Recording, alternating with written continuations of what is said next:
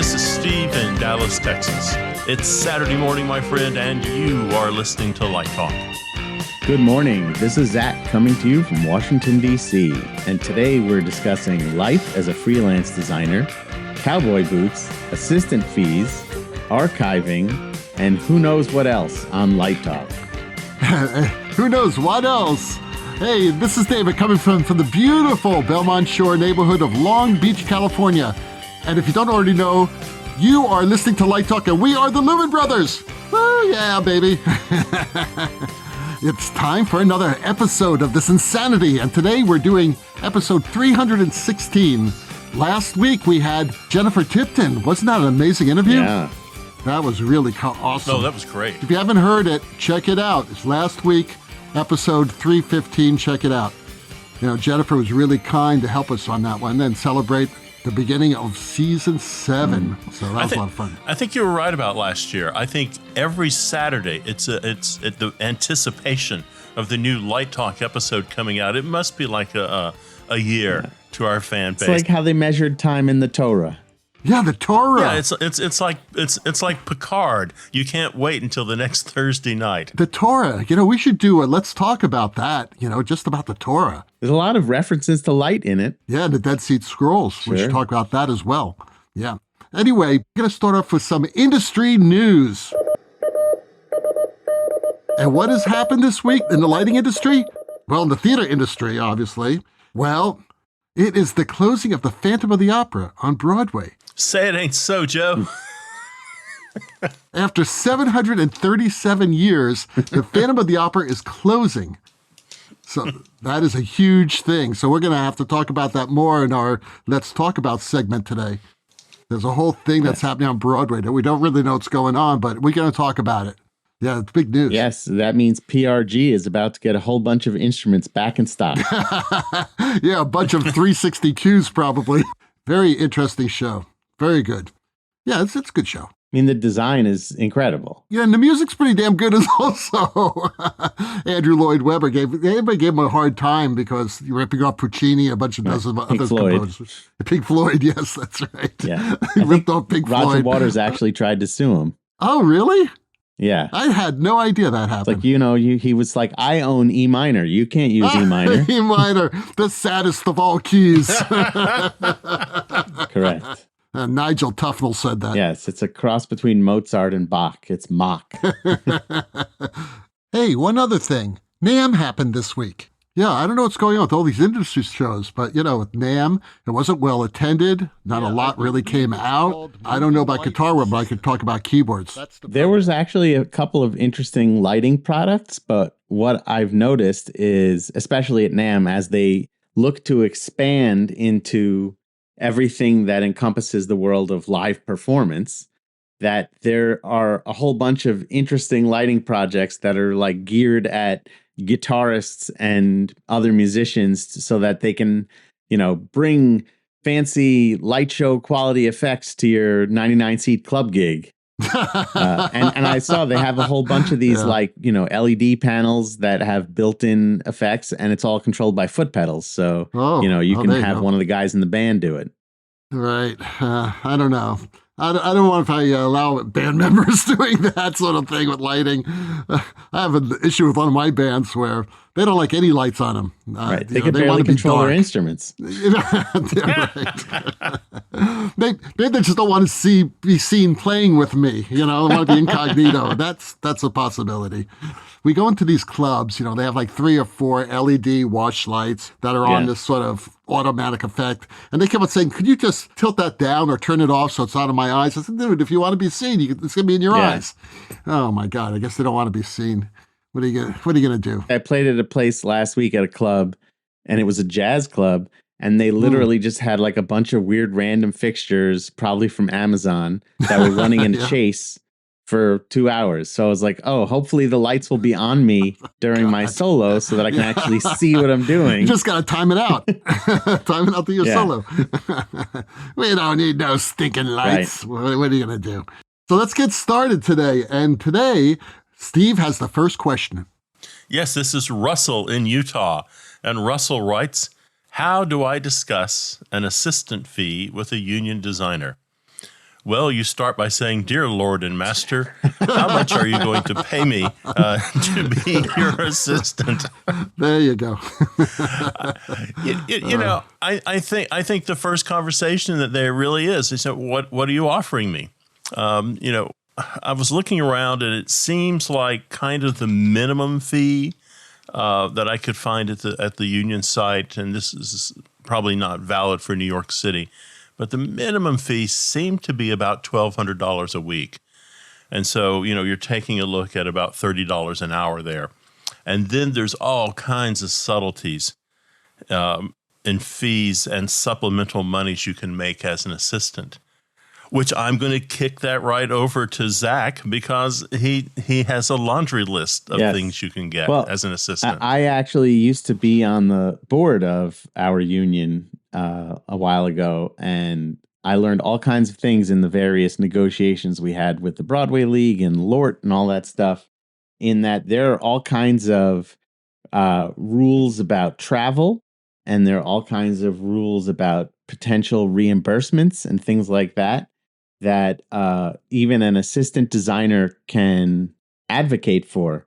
I think one of the unfortunate things about our business often is that anything above and beyond your salary, that your employer is rarely going to tell you. They're not going to say, "Don't forget, I'm going to reimburse you for $350 of your meals," right, because they're hoping you're going to forget about that. Yeah. But that I would encourage any young designer to go on the USA website, USA829.org, and you can actually look over all of these collectively bargained agreements and contracts to find out what you are entitled to. One of the things we talk about for an assistant is there's a minimum. Doesn't mean you have to accept the minimum. You're absolutely welcome to negotiate for more if you want to. There are times where, you're going to be there as proxy for the designer at a time when the designer may not be available. So it's sort of like you're more of an associate than an assistant, and you should be able to command a little more money, I think. And on top of all this, I will add, as a designer, that I often do my damnedest to make sure that the assistants are employed by the production and not by me. Right. Because that is something very sticky that I do not want to get involved in. I don't want to be an employer. I want to be a collaborator. It's an interesting question. Having an assistant with a union designer. I guess my first question to be, is this a union gig? Because if it's for a union gig, it's very simple. You just look at what it says in the union contracts, the letter of agreement, to find out what assistants get paid. So that's the easy part. However, there are union designers that do non-union gigs, and usually those non-union gigs pay a lot less than a union gig. A lot of smaller companies that aren't signatories to the union, they're not LORT theaters, they can't afford union wages. So, then that's a whole nother story, right, but we could talk about that another time. But the fact of the matter is that this is what happens, has been happening as long as I've been in the business. So if you're working for a union designer who's doing a non-union gig, regarding salary, I don't know what the union designer's making, but they're probably not making that much, and therefore they can't afford that much. Usually they may be making like $2,000 or $3,000, and there's no way in the world they can pay an assistant $1,200. They're just not making enough money. So if that's the case, if you're working for that designer for 2 or 3 weeks and you're expecting $1,200, it's not going to happen. So the way I handle that, where I wasn't getting paid a lot of money as a designer, I would just tell the assistant how much I could afford. And then the assistant either says yes or no. Now, listen, you don't want to pay a ridiculous small amount, all right? So that's really, really important that you understand that. People need a living wage. But then it's up to you. At least you know where they're coming from, and maybe they work without an assistant. I know I've worked without an assistant a lot of times. But you just have to figure out what the overall compensation is for you. It not necessarily may be money. It may also be connections, the opportunity to meet people, to meet directors or assistant directors, other people on the production team. It's a golden opportunity for you. So I'm not saying do it for free. Absolutely not. But You need to balance it out. And when you're young, you have to really take advantage of whatever opportunities you can get. So sometimes you may work for a little less than you would get if it was a union gig, or if you're in a smaller company, for that experience. So I think that's really important. Also, think about making connections with that designer and impressing that designer for larger gigs.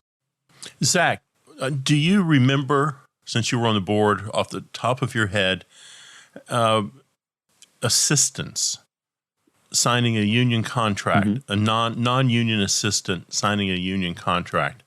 How many times can they do that before? Is there a rule that they have to join the union after 6 or 7 shows? I don't remember if there's a rule, but one of the things that they encouraged early on was that if you can sign one, you might as well. And at the time, at least, this was in like 2008 or 9, that they would hold on to your P&W so that at the point where you were working enough that you could actually become a member of the union, that money was waiting for you. So you were already contributing, and that you would have some money sort of in the hopper, so to speak, when you joined.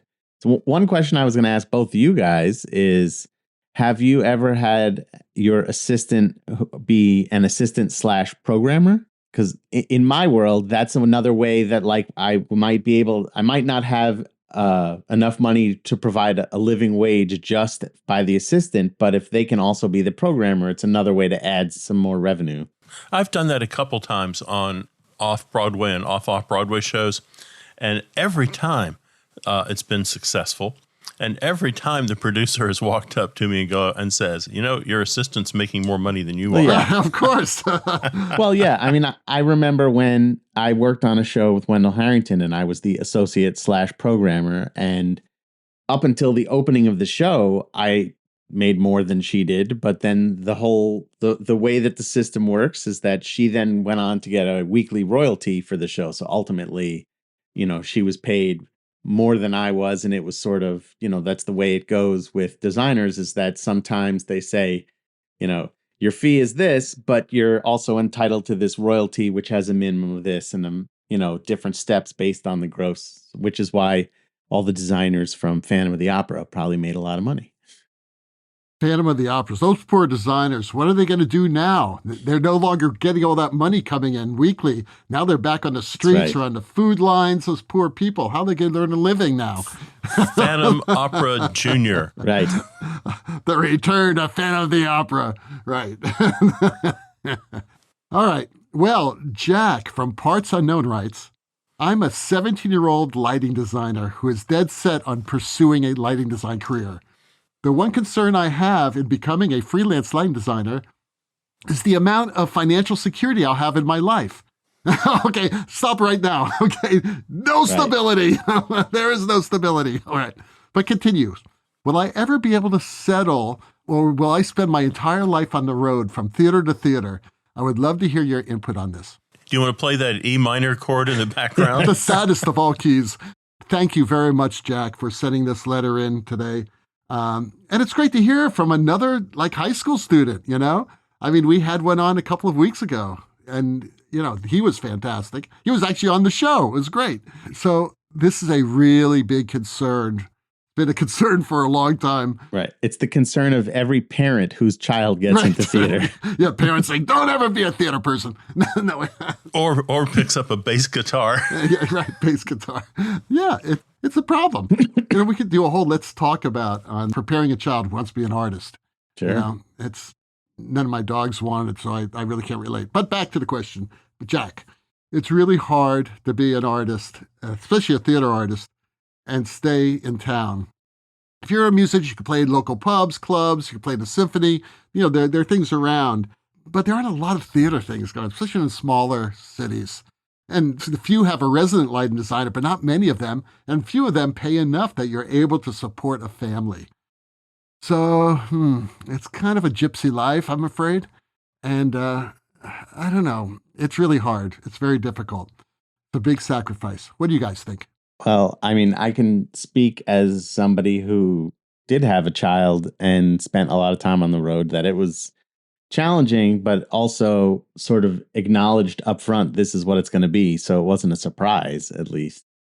I would say that, especially if you're dead set on pursuing lighting design, then a lot of this might be just finding ways to reframe this for yourself. So instead of will I ever be able to settle, it's like, do I have to settle? Will I ever be able to, will I be spending my whole life on the road, moving from theater to theater? I mean, that's what you're assuming by saying that is that you're going to have a prolific and successful career, because otherwise you won't be traveling that much if you're not getting a lot of work.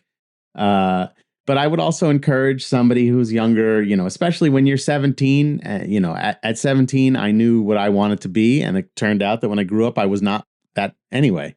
That if you're interested in lighting, explore what other things you can do in the lighting world that feel creative, but might have more stability. Like, do you want to work as an electrician in a theater? Or, there are some like dance companies that have resident designers, or like opera companies that have assistant designers that's job are to help recreate operas that come and go, every couple of years.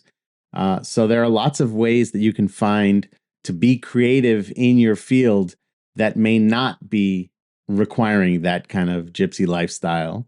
And that some of those even have the freedom. I have a friend who now is the assistant lighting designer for the Met in New York, and his schedule allows for him to also do design, when there's not a show going on or when it's off season. So, there is a potential to have a more stable life if you're open to exploring other creative facets to lighting design, I think. Well, also in lighting design, nowhere does Jack say it is theater. I mean, I guess down at the bottom there, moving from theater to theater. I think you cast your net a little bit wider. I think you look at the film industry, you look at the entertainment industry, you look at everything lighting designers can possibly do. There's something to be said about living life by your own standards. And so, when you say, I want to be a freelance lighting designer, certainly there are people who have become millionaires as lighting designers, but you can probably count them on, two hands. I think you have to decide what it is in life you want, what's going to make you happy. And if a life as an artist makes you happy, then you start finding ways to make that happen. So, you're young. Test the waters for a while. Who knows? Who knows what you will feel like in 10 years? Or in 10 years, you may be the next guy who has this brilliant idea and you're working at Clay Packy, or you're working at Verilight, or you're working at ETC, and you've brought something to the industry no one else thought about, or you're a manufacturer's rep. You're just testing the waters right now. You've got a whole lifetime ahead of you to fine-tune it. Agreed. And yes, I'm glad you're not my son, because I would be telling you to run away as fast as you could. You're like, the benefits package for working at Costco? You got to be a doctor. Become a dentist. I hear that Bloomingdale's has a great executive training program. It's very, very successful. But, my daughter is in graduate school in art history. And every time I say that, everybody in my community looks at me and they have that kind of look on their face. Like, I'm so sorry. Don't move to a smaller house. Yeah. Hold on to that extra bedroom for a while. So Frank in Pittsburgh writes, I designed a holiday show and I have a feeling that the theater might want to bring it back in the future. I work out of my apartment, so I don't have a lot of space to store stuff. What are the essential things I should archive, and how do you recommend storing them? So I think this is a really interesting question, and I think over the last even just 10 years, the answer has evolved significantly. In the old days, you'd walk into a designer's studio, even if it was in their house, and there'd be rows and rows of binders. They'd call the show Bible from every show, because you never knew if something was going to come back. In the projection design world, you might see carousels of slides or reels of film or tapes, videotapes, things like that. But nowadays, first of all, I think that those videotapes that the projection designers might have saved from the 90s probably aren't going to work anymore anyway.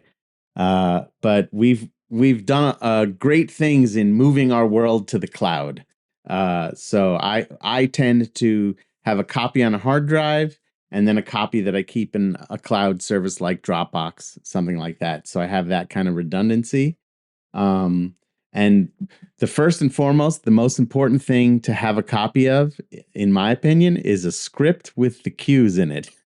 And then secondary to that is a cue sheet that has enough information in it so that you can start to rebuild the cues yourself for, because you're not going to remember the whole show. But those are the two places where I think it's great to start, is having an idea of what you did in each cue and where each cue was in your previous show. And then beyond that, it's like any pertinent information. If it's a media-based thing, you might have all the files. You might keep the show file from whatever media server you used, all that kind of stuff. Because essentially what you want to be able to do is rebuild the show with as little pain and anguish as possible. I mean, so what do you guys think about bringing your show back to life a year later? Well, it's certainly a lot easier nowadays than it used to be, when we used to have everything was hand-drawn and, we have flat files. Hopefully 10 years later, it hasn't dissolved and disintegrated. But now everything is digitized. Your light plots are digitized, your paperwork, everything, content files. If you have media, just buy a bunch of hard drives. Hard drives are really super cheap. You can find like a 5 terabyte hard drive for like $150. So you can put a lot of stuff on there. Yeah, that's what I would do. That's what I do, actually. It's funny because I'm reviving a show next week in Toronto, a show that's been revived about 7 times. It's a great company, with an incredible lighting staff there, because all they've been doing over every 5 years, a show's done, and they basically change the lighting equipment, that's all. So, but it's all digitized on computers and in Dropbox, so I have access to all that, whether it's the videos or if it's film. So it's not a big issue. It's used to be. The only thing that's kind of remotely difficult is your rig had 100 VL 1000s in it, and now you're using 2600. So, I mean, there's a little bit of translation there. Or some of my really old shows have 360 cues, and I had to update all that to Source 4 and think things through like that. So, but it's not the end of the world. You guys are right. It's find yourself a hard drive and then find yourself a way to manage the information on that hard drive so you can rapidly find things. Yeah, I've seen actually in the lighting world, there are a lot of great tools now where you can hook up a camera and it'll take a picture of each cue automatically, or automagically, they might say. Sure. Because the other thing about this is that you're not always recreating your design in the theater that's the same shape, or with, as Steve said, with the same fixtures. So, if you know what each look is supposed to look like, you have a great place to start. It's cool because the last time this particular show was produced at the Canadian Opera Company, which I believe was 2017, 18, something like that, they set up a camera in the balcony that automatically would take photos of every single light in any preset, any moving light preset, and it will fire up the light, take a photo of it. And if there's 7 lights in the preset, they'll do all 7, they'll take a shot of that, and then they'll do one of it at a time. So to remount it with new equipment, it's very, very simple. They just bring it up and focus the light, and they put it in the preset. It doesn't matter if it's a VL 1000 or a Clay Packy now. Who knows what they're using now, but they always have state-of-the-art equipment. So they're not holding on to those old VL 1000s, I'll tell you that right now. But it's really amazing how that works. Yeah, and it's been a while. I'm trying to remember the name, a lighting assistant or something like that. But it's a really cool program. And they told me at the time, they said, we don't have to worry about it next time because it's going to be really simple to remount. So we'll see next week when I get there. Good stuff. So you are listening to Light Talk with the Lumen Brothers. And today's Light Talk is sponsored by... From across the mighty Pacific, it's Pet Sweat of Japan. As a busy theater professional, your days can be both long and hectic. Opening a new show, a book signing, stopping by the local university to lecture, or as you say, just another Tuesday, keeps you on the run. This means you don't always have time for healthy meals. Well, the good men and women at Pet Sweat of Japan have your back with 3 new tasty beverages. Just imagine, it's 6 a.m. and you have overslept. No time for breakfast? You're late, my friend. What to do? No need to panic. Just reach for Pancake in a can. Some genius dipped his fingers into the pancake batter bowl once too many times, and thus Pancake in a can sprang forth. Skipping the griddle saves you serious time when thick, gooey batter in a can awaits in the fridge. All that great flapjack taste without the nutrition. Use a spoon or just pour it in your hand. Yummy. Let's face it, you can't seem to kick that cigarette habit, but you just can't light up on the subway. That would not be PC. What to do, kittens? Just reach into your backpack and pull out a warm can of Tobacco Shock. The shock refers to that lemon-lime fusion of tobacco and citrus, but it more accurately describes the reaction your gag reflex will have. Am I downing rubbing alcohol mixed with the butt of an ashtray? Yes, you are. But you don't give a damn. You're hooked. Finally, it's 3 p.m. and the mid-afternoon slump is hitting you hard. You don't have any energy and you can barely keep your eyes open. You need a nap, but no time for that. Grab yourself a 16-ounce can of Pooh honey water. The name says it all. Return to your childhood and your beloved Winnie the Pooh. Remember his magical honey pot of delight? Now you can have one too. Take a long, deep drink and enjoy the rich, artificial taste of honey. Not only that, but the sugar rush that it will give you will keep your energy flowing for hours. Pet Sweat of Japan. Always something good from the kitchen. The rich taste of artificial honey.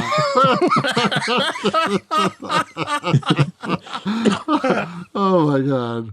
Oh, man. No comment on that one. And now, back to Light Talk.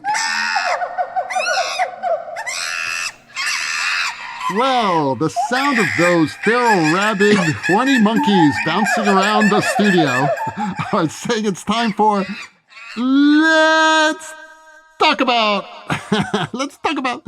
And today's Let's Talk About is all about Phantom of the Opera has closed. Oh, my God. What's next? You know, Andrew Lloyd Webber is saving that chandelier in his apartment right now. Oh, yeah, because that he thinks it might reopen. Yeah, I wonder how many people in that company is like grabbed props, grab the boat, grab a candle, grab that chandelier. All right. So this is a big deal because it kind of tells us the state of Broadway right now. Okay, everyone knows that Phantom of the Opera was been there forever. What, 37 years? I don't know. But seriously, the show closed, not necessarily because of they weren't having anyone see the show. People were showing up. Yeah, we'll talk about that in a second. But the good question is, why don't shows last forever? Like Cats. Now and forever, but not forever. I always say when Cats closes, that's the end of Broadway. Well, here, I want to read a few stats about Phantom of the Opera first. So it opened on January 26th, 1988, and it ran for 13,981 performances. It won 7 Tony Awards. The cast album is the biggest selling album for theater of all time. It's quadruple platinum. The orchestra employed 27 full-time musicians, including 11 who started with the show 35 years ago.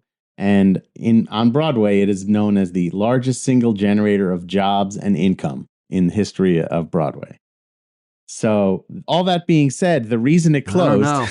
Well, I mean, I think there's multiple things to look at. That the running costs for that show apparently were quite high. It needed about $800,000 a week to keep afloat, and I think when they announced that it was closing, it was hovering somewhere in the $1 million, $1.2 million range, which is sort of like. We always talk about the thing with Larry Bird on the Celtics, that he should have retired before his body fell apart, because then they had this guy with an extremely high salary who couldn't play for the last few years, who could barely play, that, they want to go out on top, especially a show like that doesn't want to close because it was a failure. But when they announced that it was closing, all of a sudden it became one of the hottest tickets in Broadway, and they extended several times. And I think that in some ways this mirrors a little bit of what happened with Les Miserables, in that it closed and they kind of redesigned it with like a lean and mean, much more affordable version, maybe a few less musicians. And then all of a sudden it was on Broadway again. So I see. So you think that this is a ruse, that they are now going to fire everybody and then redesign it, right? Well, I don't know if it's a ruse. I mean, one of the things that Steve mentioned to me earlier, which I think is important too, is the seats in that theater are probably 135 years old. And true. So, a lot of shows, in between shows, they'll rehab the theater. But when you have a show that runs for 35 years, that's a long time. 13,000 performances means a lot of butts were in those seats. A lot of asses. And it's probably time to get some new ones. And a lot of money. A lot of money is in Andrew Lloyd Webber's pocket. Well, yes. Right? What, renting costs, $1.2 million? I bet at least 300,000 of that a week goes to Andrew Lloyd Webber. Yeah, I mean, I think part of the interesting challenge of those economics is that the royalty pool, not royalty because he's Lord Andrew Lloyd Webber, but the royalties that people are paid was set in 1988 based on 1988 economics. Oh, and so that's right. There's been quite a bit of inflation, but I think your percentage or your points on the show doesn't change or grow with that. Yeah, it's points. Yeah. So if you have like a fixed royalty, you're going to get the fixed royalty. Oh, okay. But if the points are based on box office. Right. If it's a percentage, then it grows. Right. Then it grows. Right. Yes. I mean, I usually for like the creators, but I think, oftentimes for designers, their royalty will be if the box office is this, you get $500. If the box office is this, you get $700. And so I imagine that in 1988, it was less. And I don't know if they ever were able to renegotiate for more. I mean, 35 years of a couple $100 a week is not anything terrible. But it's the economics of scale that certain things don't grow. I also imagine that the running costs were much less in the early days because just the cost of the rentals were lower. Although, again, based on inflation, it may have been in 1988 dollars the equivalent of what it is now in 2023 dollars. But yeah, I think the goal is to keep it alive by making it cheaper. Well, you could also launch the farewell tour of Phantom of the Opera around the world. Sure. Or certainly around North America, and then reopen again. But to your point, I mean, that theater, I bet you there's some maintenance that has to be done. Oh, and I'm sure. And I bet you there's some upgrades in lighting and sound they want to do that they simply can't do with running the number of performances they're running.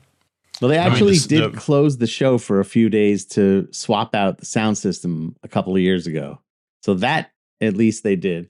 But I always think about like the show the Cirque show in Vegas, that all the time they announce we're closing for the summer to rehab the theater. And then ticket sales go up. We're not closing for the summer.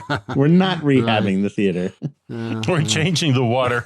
Yeah, changing the water. Exactly, I hope so. Steve. Yeah, it's time to clean the bathrooms. What are you going to do, man? If you never shut the place up.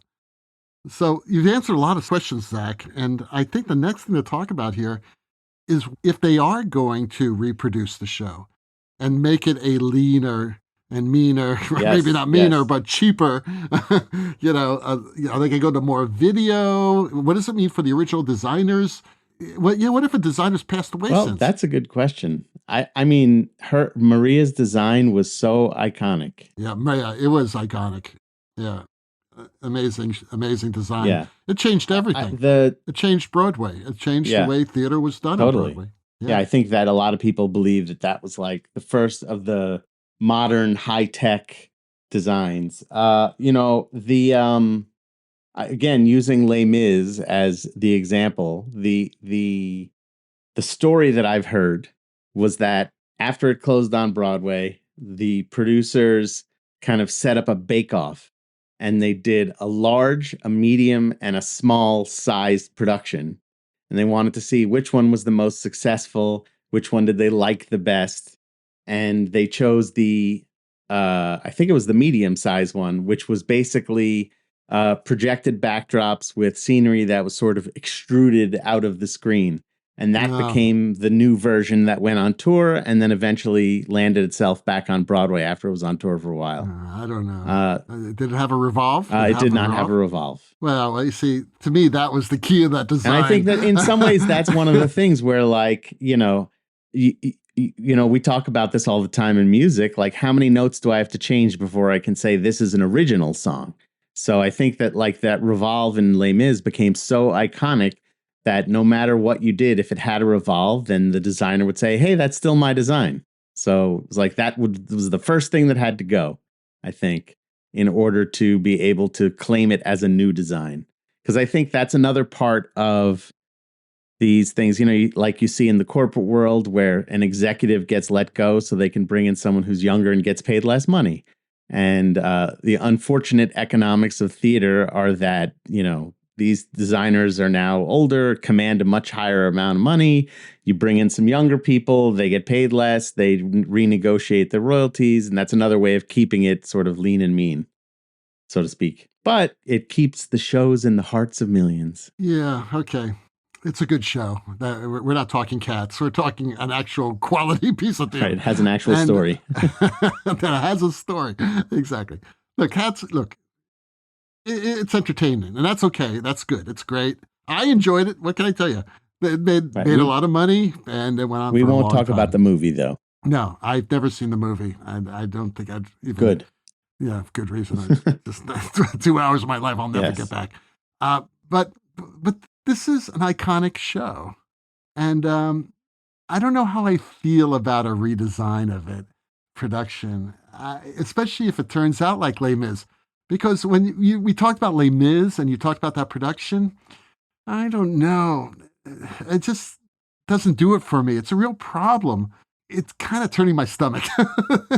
Because to me, the real iconic thing about that show was that revolve. And it was so brilliantly, it wasn't because it had a revolve, it was how they used the revolve. I mean, that to me, that was like 40-50% of the enjoyment of the show, of how that choreography was, how that staging worked with the revolve. So, you know, a lot of shows I've done, we've used revolves. We had double revolves, we had triple revolves. We borrowed the ideas from it, but it wasn't Les Mis. It wasn't Les Mis. That Les Mis made that revolve really, really exciting and real possible. Because it opened up ideas for directors and designers and said, wow, you know, we could sort of do it this way. And steal a little bit of that. But didn't the original Oliver have a revolve? Yeah, Oliver had a revolve. Exactly, yeah. Yeah, so exactly. Yeah. It's been around for a while as a storytelling device. The revolve's been around forever. We forget about it, and then somebody brings it out again. They bring it out, and it's brilliantly done. And everyone said, wow, they have a revolve. Look, they have a revolve in Hamilton. Okay, yeah. They double revolve, which also has been done before. But again, it's the way they used it in Hamilton, which made it so brilliant. And, you know, it's the marriage of design and staging and directing. That is it. That's the key. That's the way it works. That's what makes it clever. And to me, that's Les Mis. Okay. And the other thing you said that really drives me crazy is because Gunther Schneider-Simpson used to do this, you know, back since the 70s, 80s, is he'd have a projection background with real walls extruding from it. Okay. Seen it 1,000 times. And to me, it looks so, it just doesn't work for me. It's just kind of cheap. With Gunther, I've done several shows. I did several shows with him. And back then we only had panties, but still, it's just something about 3 dimensions or 2 dimensions doesn't work. Yeah. Yeah. I mean, I think for better or for worse, you know, the young people of today, I sound like I'm acting my age now. The kids today, they're more used to this stuff because of the kind of media they consume with YouTube and video games and things that they just kind of buy it. They're better at letting it go. But I will say, if this revival has I'm going to sound old again, has a projected chandelier, I will eat my hat. Because like there's got to be, the chandelier has to be real no matter what. Because that's like, it's got to be real. The other thing will be the Phantom, instead of having a mask, just has like bangs that go across his face, like a Las Vegas magician or something. I don't want to imagine that. No, that's pretty bad. So, yeah. They should just let it die. If you're going to end it. Don't try to recreate it. Piece of history. There are a lot of great lessons to be learned about it, because I think that one of the things that a lot of shows, we question, it's just too bad. That was such a great show. Why didn't it work? We'll say things like that. And then we realize a show like Phantom of the Opera, like Les Mis, like Cats, like, Chicago, Lion King, those shows that people who don't necessarily have a great grasp of English, like tourists that are coming to New York from other countries, are still able to follow and enjoy those stories. And so, you have them come see Waiting for Godot, they're going to be like, I don't get it. Is he coming or not? What are they waiting for? Who is this guy? And so I think that there's something to be learned from that as well. That's why it ran so long, because there was always somebody who could see it. I'm going to bring up an example that I've made before, which is exactly what I'm talking about. And that is a chorus line. A chorus line ran for many, many years on Broadway. Brilliant, brilliant design, brilliant acting, brilliant directing, brilliant choreographer, brilliant music, very simple design scenic-wise, but extremely effective. I mean, they brought it back, they redesigned it, and it just doesn't work. It doesn't work. They did this new production. It didn't work with that design because they didn't use the original design. The original design worked. That's the way it was created. And it always bothers me with iconic shows. Yeah. Because unless you're going to do it better, then either copy it or don't do it at all. I just don't. I really believe that. The chorus line that, over the years, on subsequent productions, chorus line, I was offered that show. I turned it down because there's no way I could improve on Theron's lighting. I just couldn't do it. And it had such an important effect on me as an artist and as a human being, and also as career-wise, because it really inspired me. I would want to keep it the way it was. I could not do it better. I just hope they don't do it with Phantom. Yeah. Well, it's very interesting because I think, you and I have been having some conversations lately about the Band Geeks. Yeah. There's this group called the Band Geeks that's now touring with John Anderson, the former lead singer of Yes. And can we say it's a revival instead of, it's like a revival? And these guys, instead of bringing new creativity to the songs, are trying to recreate them note for note. Right. Which they do brilliantly. Yes. Incredible musicians. And so in some art forms, we think that that's an amazing thing. If you went to see a comedian who performed another comedian set word for word, you'd be like, this guy is just ripping off the other guy. And so it's always interesting to me that there are some art forms where we expect to see evolution when things are recreated, and other art forms where we just want the hits the way they sounded the first time we heard them, things like that. So I always find that very interesting. And Chorus Line is an excellent example. I think one of the things that made the original so unique is it was, a lot of stories that people hadn't heard. I know a whole lot of young gay people that brought their parents to see it, and they were like, this is so you can understand me better. Right. Things like that. And in the original cast, you were hearing the people whose stories those were. Yeah, it was their stories. That's how they basically wrote it. I know one guy who was in the revival who was a former student of my dad's, and he was basically there to recreate Wayne Salento's part in the original. So, yeah. And so I thought, it was interesting. Brilliant. It was brilliant about Chorus Line because it was truly a workshop. Yeah. And they and the script was created by the dancers and actors and singers, and they're telling their stories. Yeah. And it was personal. And they were up there. That cast was telling their story. I don't know if they were even actors because they were telling their stories. That was the magic of that show. And I was one of the fortunate people who saw that early production of it with many of the original cast members. And I was just blown away because I knew about what was going on and the way the show was created. And by the way, on YouTube, there's this terrific video. It's an old clip. It's it's the entire show of the original cast. It's a terrible recording. It's black and white, but it's worth watching because you see that whole show, and you get to see the actors and the singers and the dancers.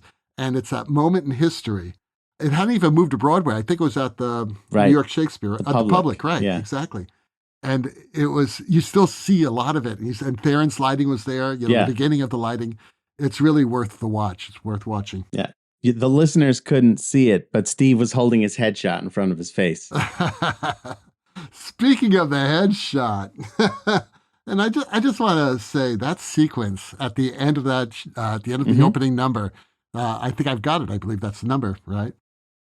That sequence where the dancers go upstage. It's the end of the crescendo of the number at the end.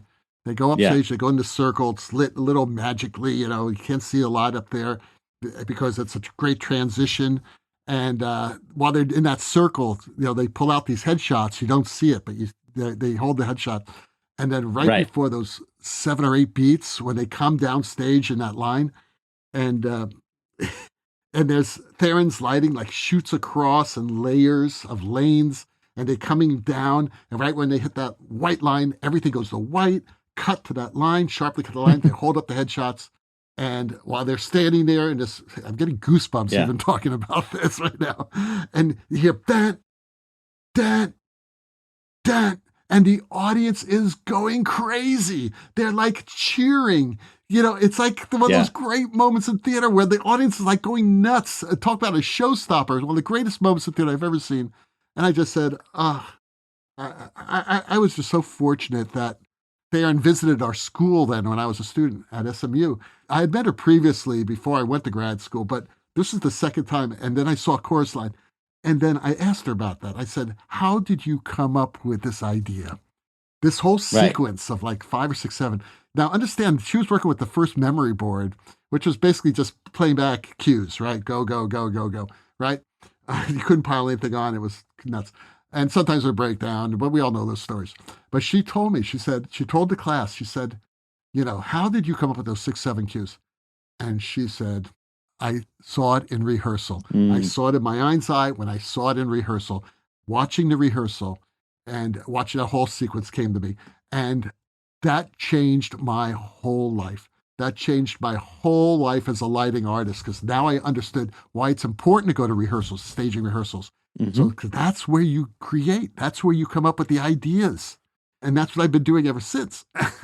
I guess I could have been a doctor. Or, a moil. I could have been a moil. I don't know. Maybe something a little more, but, going back to our Jack's question. So let's move on. Steve has our last question of the day. Well, this comes from Bob in Michigan, and he writes, a few seasons back, you explained the mysteries of the cowboy hat to us folks in the UP. From the window of the tour bus as we crossed West Texas, I saw a cowboy boot hanging upside down on a fence post. Explain, please. Bob, you were part of West Texas magic there.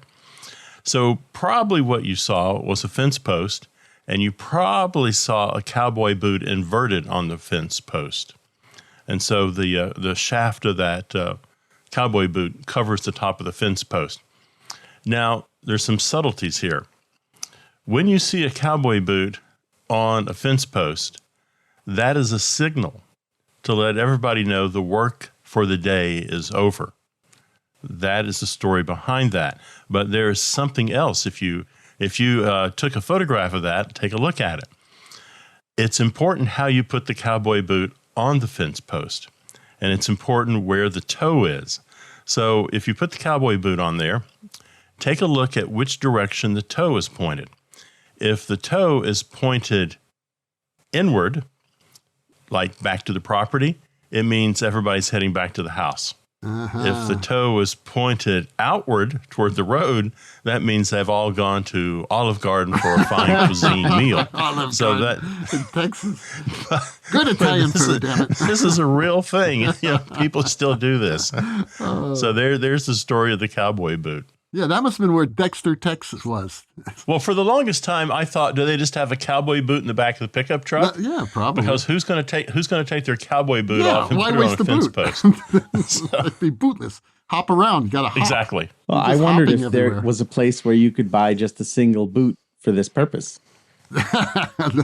Boots are us. Well, I'm sure you could go to Salvation Army and get yourself some dead man's boots, and you don't want to wear dead man's boots. So, not a good thing. But that'll work for the fence post. Oh my God! All right. It's like getting a dead man's cowboy hat. There's just things you don't do. I think it's time to end the show on that note. Well, the rocking sounds of the Luminoids tells us that once again you spent another morning listening to Light Talk. You can hear our show on just about every podcast site out there. Check out our website at lighttalk.org and be sure to follow us on Facebook and subscribe to our podcast. That way you will not miss a second of Light Talk insanity. No guarantee is offered regarding the accuracy of any statements or opinions made on this podcast. However, if you do decide to litigate, the Snoop Group with the legal team of Sparks, Burnout, and Chase will defend us until our retirement funds are depleted. Light Talk is written and produced by the Lumen Brothers, coming to you from Long Beach, Washington, D.C., and the Lone Star State. And be sure to join us next week when we talk about more lighting shenanigans and serve you more of our casserole of nonsense. Light Talk, broadcasting questionable Lumen knowledge and humor around the world. So we will see you all next Saturday morning. Bye-bye from Light Talk. Bye-bye. Can I get some ketchup for that casserole? Yes, works great with ketchup and mustard sauce.